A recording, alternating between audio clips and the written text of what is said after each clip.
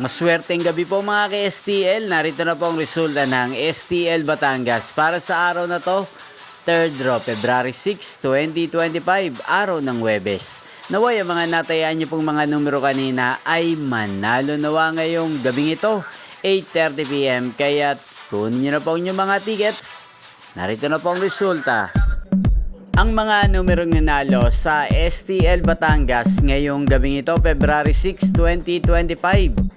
8:30 PM, 3rd draw result 14 at 5 in exact order. Sa lahat po ng tumaya kanina sa STL Batangas para sa 3rd draw ng 14 at 5, congrats po sa inyo, panalo po kayo. At ngayong gabing ito sa STL Batangas, atin pong i-shoutout si Kuya Mon ng Batangas. Shoutout po sa iyo Kuya Mon.